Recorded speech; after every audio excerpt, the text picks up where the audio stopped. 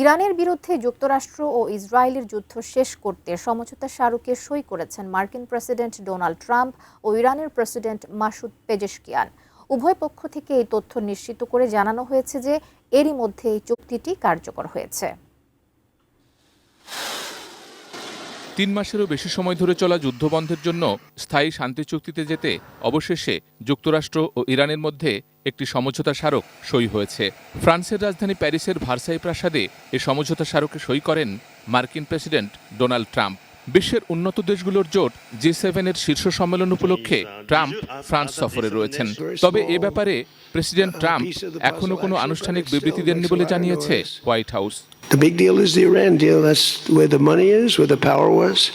ইরানের পররাষ্ট্র মন্ত্রণালয়ের মুখপাত্র ইসমাইল বাঘাই জানান, সমঝোতা স্মারকটি ইলেকট্রনিকভাবে সই হয়েছে, অর্থাৎ দুই দেশের প্রেসিডেন্ট দূরবর্তী দুটি অবস্থান থেকে এতে সই করেছেন।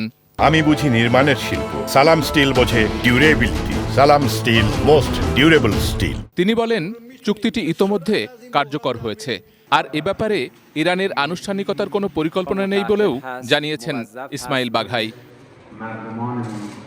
এর আগে সুইজারল্যান্ড সরকারের পক্ষ থেকে বলা হয়েছিল, শুক্রবার দেশটির লুসার্ন হ্রদের পাহাড়ি এলাকায় একটি বিলাসবহুল হোটেলে চুক্তি সইয়ের অনুষ্ঠান হবে। এতে যুক্তরাষ্ট্রের ভাইস প্রেসিডেন্ট জেডি ভান্স এবং ইরানের পার্লামেন্টের স্পিকার বাঘের গালিবাফ উপস্থিত থাকবেন। তবে একদিন আগেই এতে সই করার কথা জানালো দুই দেশ। যুক্তরাষ্ট্র ও ইরানের মধ্যকার সমঝোতা স্মারকের মধ্যস্থতাকারী পাকিস্তানের প্রধানমন্ত্রী শাহবাজ শরীফ এক্স পোস্টে বলেন, এখন এটি অবিলম্বে কার্যকর হবে।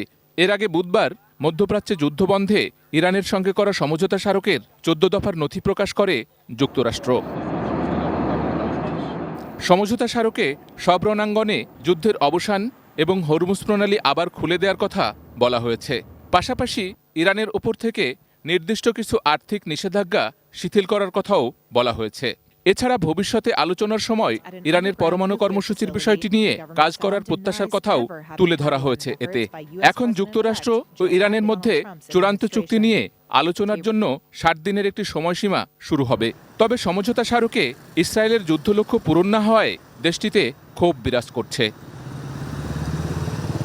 Sheikh Abdus Salam, desk report, ATN news.